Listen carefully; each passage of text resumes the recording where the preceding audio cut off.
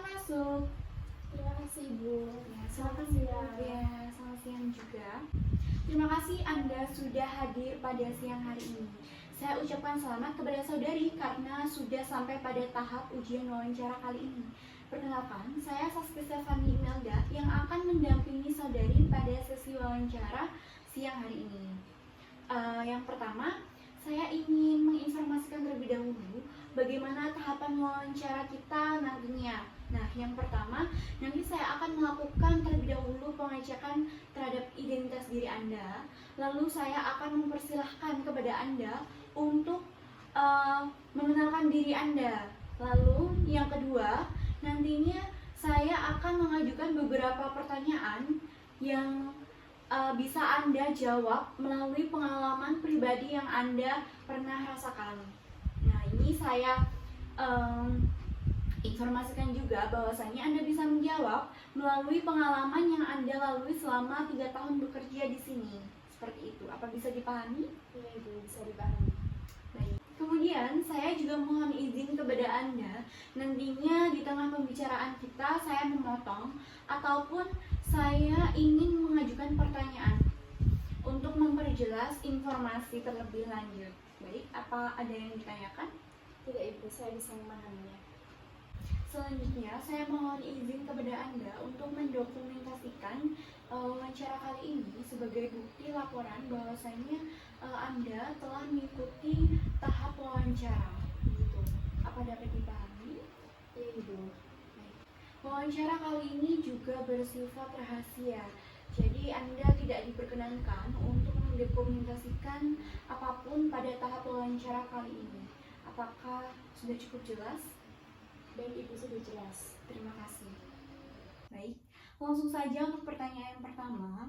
Apa langkah-langkah yang akan Anda ambil untuk mengidentifikasi dan juga mengumpulkan informasi yang diperlukan saat Anda menghadapi sebuah permasalahan? Baik Ibu, jadi sebagai SVP saya ini memulai dengan analisis data kinerja historis. Kemudian saya melakukan survei karyawan dan wawancara dengan tim operasional untuk memastikan bahwa saya ini memiliki gambaran yang komprehensif. Nah, saya juga melibatkan konsultan eksternal jika diperlukan untuk pandangan yang lebih independen. Lalu bagaimana Anda melakukan identifikasi terhadap masalah yang tidak langsung terlihat? Apa metode yang akan Anda gunakan?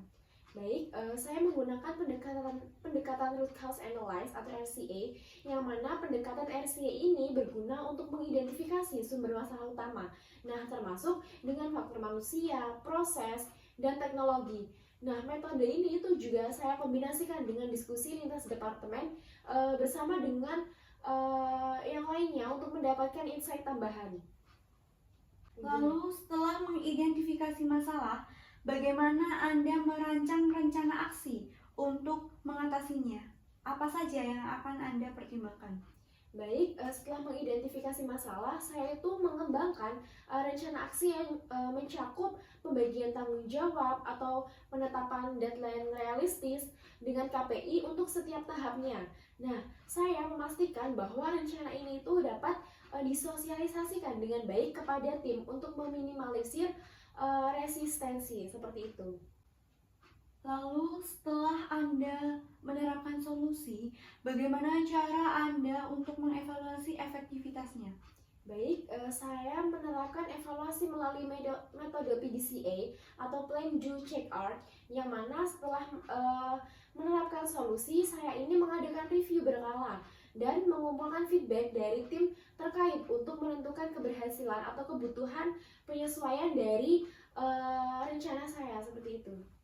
Lalu metode apa yang akan Anda terapkan untuk mengumpulkan informasi yang diperlukan dari berbagai sumber? Baik, untuk mengumpulkan informasi yang diperlukan, saya ini menggunakan kombinasi sumber internal seperti data HRIS atau Human Resource Information System dan feedback dari karyawan, serta sumber eksternal lainnya seperti laporan industri atau dengan riset pasar. Kemudian saya ini juga menerapkan survei yang disesuaikan untuk mendapatkan insight langsung dari karyawan, seperti itu. Nah, dapatkah Anda memberikan contoh bagaimana informasi yang sudah Anda kumpulkan ini dapat menginformasikan atau suatu kebijakan tindakan yang Anda ambil? Baik, untuk contoh konkretnya adalah, nah ketika saya ini mengimplementasikan kebijakan work from home Ibu. Nah, informasi dari survei kepuasan karyawan dan analisis produktivitas ini menunjukkan bahwa kebutuhan itu merupakan fleksibilitas. Nah, kebijakan ini kemudian membantu saya itu untuk meningkatkan resistensi karyawan sebesar 15%. Lalu bisakah Anda menceritakan pengalaman Anda dalam menemukan sebuah solusi kreatif yang berhasil meningkatkan pengembangan karyawan? Baik, sebagai SVP Human Capital Management, saya ini pernah menghadapi situasi di mana program pelatihan tradisional tidak cukup menarik bagi karyawan. Nah, saya mengatasi permasalahan tersebut ini dengan mengembangkan program pembelajaran berbasis gamifikasi. Nah, yang mana mencangkup elemen interaktif dan kompetitif Ibu. Nah, hasilnya partisipasi karyawan ini meningkat sebesar 40% dan tingkat resistensi pengetahuan bertambah signifikan seperti itu. Lalu bagaimana Anda mengevaluasi dan juga mengidentifikasi solusi tersebut yang tepat sebelum memutuskan solusi yang Anda anggap benar-benar tepat? Baik, ketika menghadapi tantangan dalam merekrut talenta berkualitas di pasar yang kompetitif, nah saya ini mempertimbangkan beberapa solusi Ibu. Nah, termasuk kerjasama dengan universitas atau program referensi internal atau juga dengan penggunaan teknologi AI untuk mempercepat proses seleksinya. Nah, setelah mengevaluasi, saya ini memilih kombinasi penggunaan AI dan kolaborasi dengan tenaga atau lembaga pendidikan lainnya yang mana terbukti efektif dalam memperluas kandidat potensial lainnya. Lalu bisakah Anda berikan contoh penggunaan teknologi atau metode baru yang Anda terapkan untuk meningkatkan proses kerja divisi Anda? Baik, untuk meningkatkan efisiensi dalam proses onboarding, saya ini mengadopsi platform digital onboarding yang mana memungkinkan untuk pengisian dokumen ini dan orientasi dilakukan secara virtual saja. Nah, hal ini mempersingkat waktu onboarding sebesar 30% dan memberikan pengalaman yang lebih lancar bagi karyawan yang baru, seperti itu. Selanjutnya, bisakah Anda menjelaskan bagaimana prosedur yang Anda terapkan untuk memantau kemajuan proyek atau tugas dalam tim yang Anda miliki saat ini? Baik Ibu, saya memastikan bahwa semua prosedur pemantauan ini mencakup laporan harian atau mingguan dengan target yang terukur dan KPI yang ditetapkan. Nah, kemudian saya ini juga memanfaatkan software manajemen proyek untuk memberikan visibilitas penuh terhadap kemajuan proyek yang sedang saya tangani, seperti itu. Lalu bagaimana Anda memutuskan alokasi sumber daya untuk memastikan bahwa proyek itu dapat diselesaikan tepat waktu dan juga dalam anggaran yang sudah ditentukan? Baik Ibu, saya menganalisis kapasitas tim dulu, kemudian beban kerja dan anggaran secara berkala untuk mengoptimalkan alokasi sumber daya, penggunaan, analisis biaya manfaat lainnya itu bisa menjadi bagian integral dan dari strategi saya. Lalu bagaimana Anda menyusun rencana jangka pendek yang realistis dan dapat dicapai dalam waktu yang singkat? Baik, untuk memetakan rencana jangka pendek dengan skenario yang fleksibel, saya ini mengantisipasi perubahan kebutuhan bisnis. Nah, saya juga bisa menjaga agar target itu tetap realistis dan dapat dicapai, seperti itu. Kemudian, jika Anda menjabat sebagai Direktur SDM, nah bagaimana Anda ini menyusun strategi SDM jangka panjang yang align dengan tujuan bisnis perusahaan? Baik, saya menyusun strategi SDM 5 tahun ke depan yang mencangkup pengembangan talent pipeline, kemudian adanya transformasi digital atau HR, dan penguatan budaya kerja yang selaras dengan visi dan misi perusahaan. Lalu dalam jabatan Anda sebelumnya yaitu SVP Human Capital Management, nah Anda kan apakah Anda ini pernah dalam lingkungan kerja yang sangat berbeda dengan pengalaman yang Anda miliki sebelumnya? benar, bagaimana Anda ini bisa menyesuaikan gaya kerja Anda untuk tetap efektif? Baik, dalam peran saya sebagai SVP Human Capital Management, saya ini pernah ditugaskan untuk memimpin cabang baru di luar negeri, Ibu, yang mana pastinya memiliki budaya kerja yang sangat berbeda dari kantor yang ada di pusat. Nah, kemudian untuk beradaptasi, saya ini menghabiskan waktu untuk mempelajari norma-norma budaya setempat. Nah, caranya itu yaitu saya mulai berinteraksi dengan staf lokal. Nah, untuk memahami tantangan yang spesifik bagi mereka. Kemudian saya itu juga menyesuaikan pendekatan kepemimpinan saya dan agar lebih inklusif dan menghargai perbedaan budaya di sana. Nah, hal ini itu bisa memungkinkan saya untuk mengembangkan kepercayaan dan memaksimalkan produktivitas tim saya. Seperti itu, Ibu. Selanjutnya, pernahkah Anda berada dalam situasi yang sangat menekan atau penuh tekanan di lingkungan kerja? Nah, bagaimana ini Anda menghadapinya? Baik, Ibu, saya pernah menghadapi situasi di mana proyek pengembangan strategi sumber daya manusia ini mendekati tenggat waktu atau deadline dengan sumber daya yang sangat terbatas. Nah, untuk mengatasi tekanan ini, saya itu memprioritaskan tugas dengan mengidentifikasi dulu elemen-elemen mana yang penting yang harus diselesaikan terlebih dahulu dan mendelegasikan pekerjaan ke anggota tim dengan keterampilan yang tepat. Nah, kemudian saya tuh juga menjaga komunikasi terbuka dengan manajemen untuk memberikan pembaruan secara berkala. Nah, saya itu juga harus memastikan transparansi ini tuh dapat dipercaya, seperti itu. Nah, bagaimana Anda menjaga sikap positif dan terus termotivasi saat menghadapi tugas atau situasi yang membuat Anda merasa frustasi atau sulit? Baik, Ibu, selama menghadapi periode restrukturisasi organisasi yang menimbulkan ketidakpastian dan stres tinggi di antara karyawan, saya ini menjaga sikap positif dan tetap termotivasi dengan terfokus pada solusi jangka panjang dan dukungan moral kepada tim saya.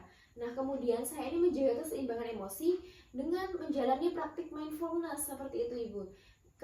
Selain itu saya juga berolahraga dan memastikan saya ini mendapatkan istirahat yang cukup sehingga saya ini dapat nantinya tuh menjadi teladan bagi tim saya, seperti itu.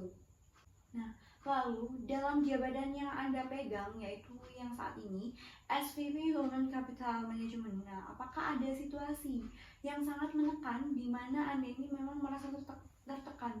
Lalu bagaimana cara Anda mengelola tekanan tersebut agar Anda itu tetap efektif dalam bekerja? Baik, Ibu, sebagai SVP Human Capital Management, saya ini sering menghadapi situasi yang memiliki tekanan tinggi. Nah, seperti saat mengelola proyek transformasi budaya perusahaan yang melibatkan banyak pihak. Nah, kemudian untuk mengelola stres, saya itu biasanya menerapkan teknik manajemen waktu yang ketat. Nah, seperti membagi tugas menjadi langkah-langkah yang lebih kecil dan memberikan prioritas berdasarkan urgensi dari tugas tersebut. Nah, selain itu saya tuh juga berlatih mindfulness seperti yang sudah saya bilang tadi, dan menjaga keseimbangan antara pekerjaan dengan kehidupan pribadi saya sendiri untuk memastikan bahwa saya ini tetap produktif dan tetap sehat secara mental. Kemudian, dalam menghadapi oposisi atau ketegangan yang terjadi dalam tim Anda, bagaimana ini Anda tetap menjaga profesionalisme dan juga fokus pada tujuan bersama? Baik, dalam pengalaman saya memimpin tim selama masa restrukturisasi perusahaan yang penuh dengan ketegangan ini, saya itu tetap menjaga profesionalisme dengan bersikap transparan dan tenang saat menghadapi pertanyaan yang sulit. Nah, saya ini fokus pada tujuan bersama Ibu dan mendengarkan dengan empati serta memberikan arahan yang jelas kepada tim saya untuk mempertahankan lagi semangat kerja serta kepercayaan mereka terhadap perusahaan. Nah, langkah ini tuh bisa membantu untuk menjaga stabilitas tim dan memastikan bahwa konflik itu dapat diatasi dengan pendekatan yang lebih konstruktif lagi, seperti itu.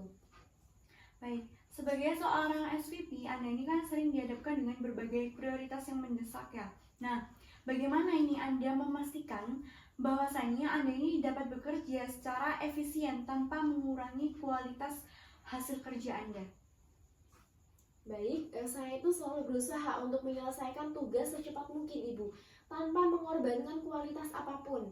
Nah, saya itu harus memastikan untuk memprioritaskan pekerjaan yang paling penting dulu dan mengelola waktu yang dengan baik lagi untuk mencapai hasil yang sangat optimal. Selanjutnya, bagaimana Anda menangani deadline yang ketat? Nah, di mana ada proyek yang Anda pegang ini memang memerlukan perhatian dalam waktu singkat atau terbatas. Nah, apa strategi yang Anda gunakan untuk memastikan bahwa pekerjaan Anda ini dapat selesai dengan tepat waktu? Baik, saya ini sangat memperhatikan tenggat waktu atau deadline dan selalu memastikan untuk menyelesaikan tugas saya tepat waktu. Nah, kemudian jika saya ini ada kendala, maka saya itu segera untuk mencari solusi dan berkomunikasi dengan pihak terkait agar pekerjaan saya ini tuh tetap selesai sesuai dengan jadwalnya, seperti itu. Lalu sebagai SVP, Anda kan telah menunjukkan kemampuan ya, organisasi yang luar biasa dalam menghadapi tugas maupun tim. Nah, bagaimana Anda ini dapat mengelola organisasi SDM yang lebih besar dan juga lebih kompleks di mana di level direktur untuk memastikan bahwa semuanya itu berjalan dengan lancar? Baik Ibu, saya memiliki sistem yang baik dalam mengatur pekerjaan saya. Nah, saya ini menggunakan alat perencanaan dan pengorganisasian seperti daftar tugas dan jadwal untuk memastikan bahwa semua tugas itu berjalan dengan lancar dan teratur. Nah, lalu bagaimana Anda memastikan bahwa setiap proyek atau kebijakan yang ada di bagian Human Capital Management ini itu bisa ditangani dengan detail dan juga tanpa ada yang dilewatkan? Baik Ibu, saya selalu memastikan bahwa setiap aspek pekerjaan saya ini diperiksa dengan sangat cermat, sehingga saya percaya bahwa perhatian terhadap detail adalah kunci untuk menghasilkan pekerjaan yang berkualitas dan meminimalisir kesalahan yang terjadi di dalamnya. Lalu sebagai SVP, Anda juga telah memiliki pengalaman memimpin tim dan juga memiliki inisiatif yang besar.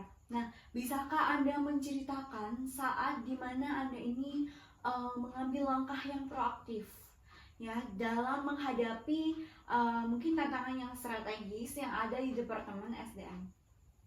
Baik Ibu, saya selalu berusaha untuk tidak menunggu arahan atau instruksi dari orang lain. Kemudian saya ini lebih suka untuk mengambil inisiatif sendiri untuk memulai suatu pekerjaan dan mencari solusi jika ada permasalahan yang muncul. Nah, sehingga saya ini merasa bahwa dengan menjadi proaktif, saya tuh bisa menjadi lebih cepat untuk menyelesaikan tugas dan memberi kontribusi yang lebih banyak terhadap perusahaan. Seperti itu. Lalu Anda sekarang kan telah berada di peran senior ya selama beberapa waktu lalu. Nah, bagaimana ini Anda menjaga semangat untuk pengembangan diri dan terus meningkatkan keterampilan dalam menjadi sebagai pemimpin?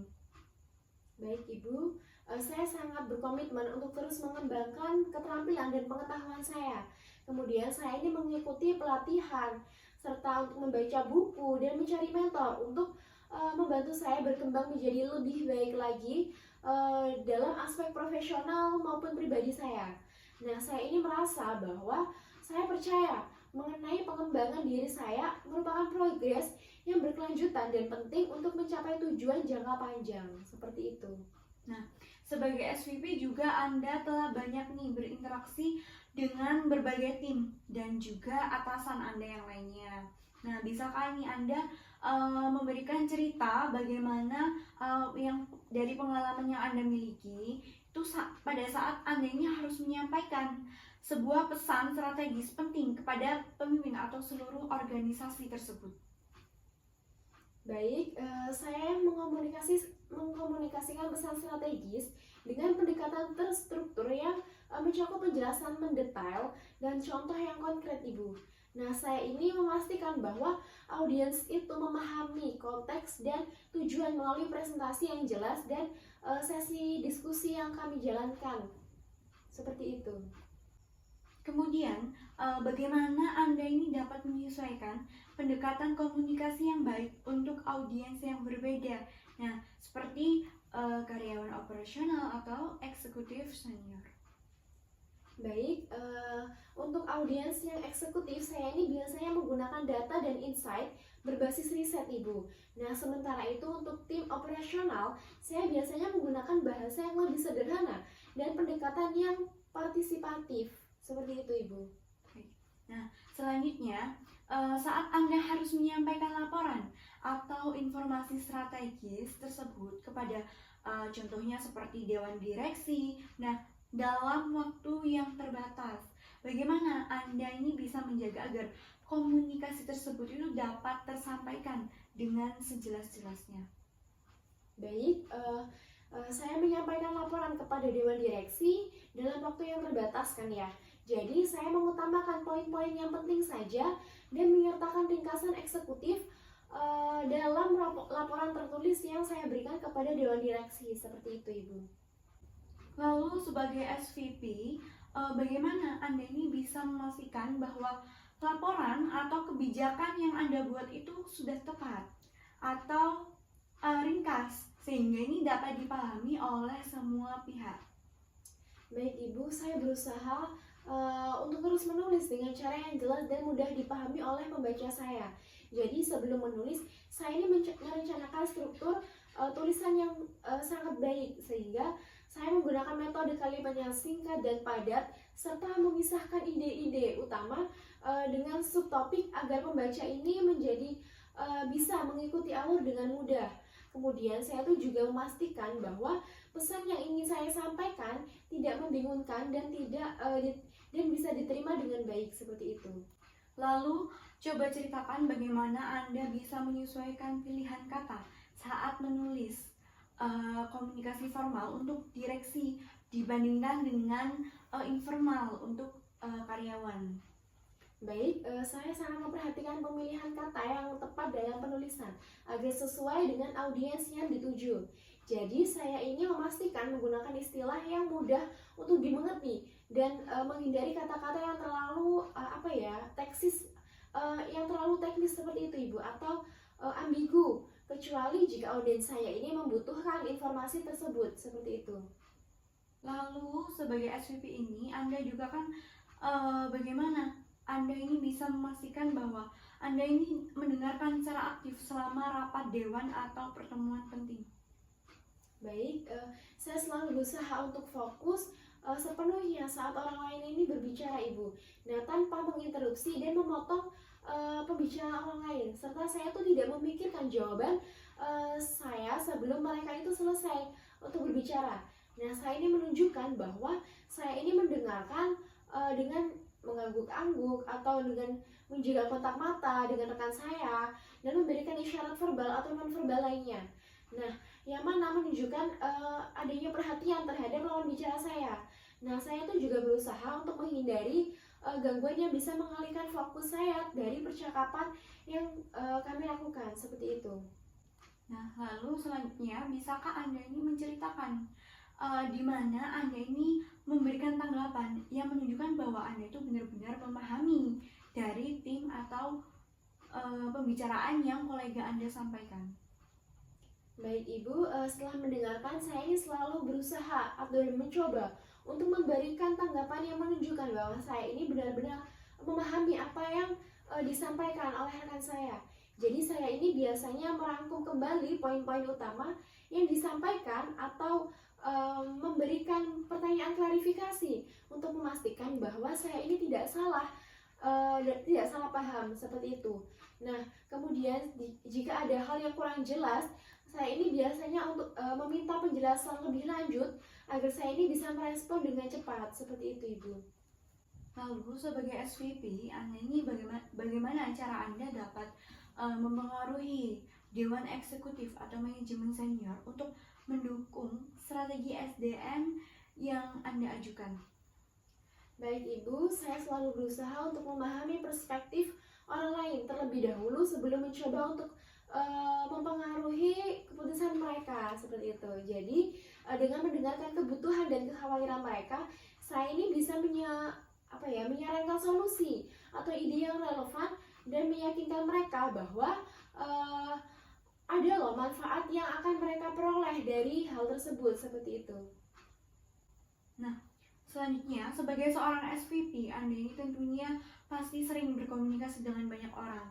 Nah, jelaskan bagaimana Anda harus menyesuaikan pendekatan berkomunikasi untuk audiens yang berbeda-beda ya, agar ide yang Anda ajukan itu dapat diterima atau jelas bagi mereka, sehingga mempengaruhi bagaimana hasil akhirnya. Baik Ibu, saya menyadari bahwa setiap orang ini memiliki cara pandang yang berbeda-beda dan cara komunikasi yang berbeda-beda pula pastinya ya. Jadi saya ini selalu berusaha untuk menyesuaikan strategi komunikasi saya berdasarkan dengan audiens yang sedang saya hadapi, seperti itu. Misalnya, jika saya berhadapan dengan seseorang yang lebih suka mengenai fakta dan data, maka saya ini akan mengedepankan bukti yang lebih kuat. Namun jika saya ini berbicara dengan seseorang yang lebih emosional, nah saya ini akan berfokus pada nilai-nilai atau dampak pribadi yang relevan bagi mereka, seperti itu. Nah, dengan hal tersebut maka saya ini dapat menyesuaikan pesan agar lebih persuasif dalam meyakinkan orang untuk mengambil keputusan yang saya usulkan, seperti itu Ibu. Lalu bagaimana cara Anda membangun hubungan yang kuat dengan rekan kerja Anda? Di mana pastinya di awal pasti ada beberapa ketegangan atau perbedaan pendapat. Baik Ibu, saya selalu berusaha untuk membangun hubungan yang lebih menghargai dan terbuka bersama rekan kerja saya, klien, atau bahkan siapapun yang saya ajak berinteraksi. Nah, saya percaya bahwa komunikasi yang jujur, kemudian sikap yang empatik dan penghargaan terhadap perbedaan itu merupakan kunci untuk membangun hubungan yang lebih baik lagi Ibu. Jadi dengan pendekatan ini saya itu bisa menciptakan lingkungan yang lebih positif dan mendukung kerjasama yang lebih produktif lagi pastinya. Lalu kemudian bagaimana Anda ini menggunakan hubungan yang telah Anda bangun tersebut tadi untuk membantu mencapai tujuan organisasi?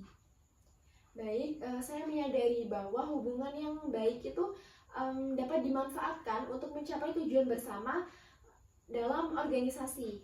Jadi saya ini berusaha untuk menjaga hubungan yang kuat dengan rekan kerja saya serta pihak-pihak yang terkait lainnya dengan pekerjaan saya. Jadi agar hal tersebut itu saya dapat berkolaborasi lebih efektif lagi dalam mencapai sasaran organisasi Ibu. Jadi saya tuh juga sering mencari peluang atau berbagai informasi dari sumber daya yang lainnya agar dapat membantu tim saya atau organisasi secara keseluruhan untuk mencapai tujuannya dengan lebih efisien, seperti itu.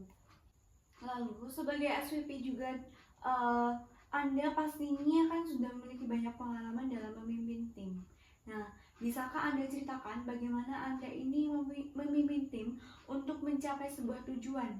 Nah, kemudian bagaimana ini Anda dapat menyesuaikan gaya kepemimpinan Anda agar sesuai dengan minat dan kemampuan rekan tim yang Anda miliki? Baik Ibu, dalam peran saya ini memimpin tim dengan menerapkan pendekatan situasional Ibu, yang mana saya ini mengenali kemampuan dan minat karyawan saya untuk menyesuaikan metode counseling atau monitoring yang sesuai Ibu. Jadi hal ini tuh bisa membantu saya untuk meningkatkan produktivitas tim saya secara keseluruhan, seperti itu. Lalu bagaimana Anda memberikan motivasi kepada tim Anda agar mereka dapat mencapai tujuan yang lebih tinggi lagi? Sehingga apa strategi yang Anda gunakan untuk menjaga semangat dari tim Anda? Baik, untuk tetap menjaga semangat tim saya ini menggunakan sistem penghargaan berbasis kinerja dan pengadaan pertemuan bulanan untuk untuk merayakan pencapaian kami Ibu. Jadi saya itu juga mengembangkan jalur karir yang transparan sehingga setiap anggota atau langkah berikutnya dalam perkembangan mereka itu kami tahu Ibu. Nah, lalu tentunya peran Anda sebagai seorang SVP itu juga sangat berpengaruh terhadap keberhasilan kerja tim Anda sendiri. Nah, lalu bagaimana Anda ini bekerja sama dengan tim Anda untuk mencapai sebuah tujuan yang diinginkan? Baik Ibu, sebagai SVP saya ini memfasilitasi kolaborasi lintas departemen Ibu dengan mengadakan workshop bersama serta memastikan bahwa tujuan proyek itu sejalan dengan strategi perusahaan. Jadi saya ini membantu tim saya untuk bekerja menjadi lebih sinergis dan efektif lagi, seperti itu. Nah, sedangkan bagaimana cara Anda ini membangun hubungan yang lebih positif dengan rekan kerja Anda? Apa yang Anda dapat lakukan untuk menjaga komunikasi dan kerjasama yang baik antar masing-masing anggota tim Anda? Baik, saya memastikan adanya komunikasi terbuka melalui forum mingguan Ibu. Nah, di mana semua anggota ini dapat berbagi ide dan tantangan mereka.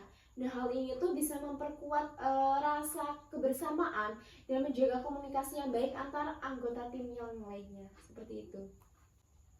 Bisakah Anda menceritakan bagaimana ketika Anda menyadari adanya potensi konflik dalam tim yang Anda miliki? Nah, kemudian bagaimana nih Anda mengenali tanda-tanda awalnya terlebih dahulu? Serta langkah pertama, apa yang Anda putuskan untuk ambil?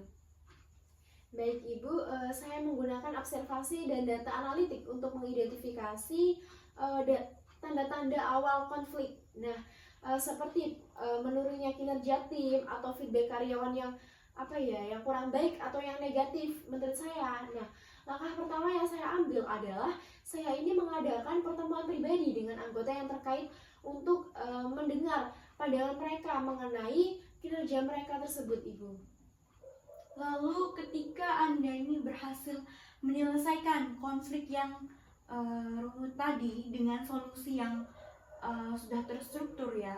Nah, langkah apa yang Anda ambil untuk memastikan bahwa semua pihak ini merasa dihargai dalam proses penyelesaian konflik yang Anda tawarkan tadi?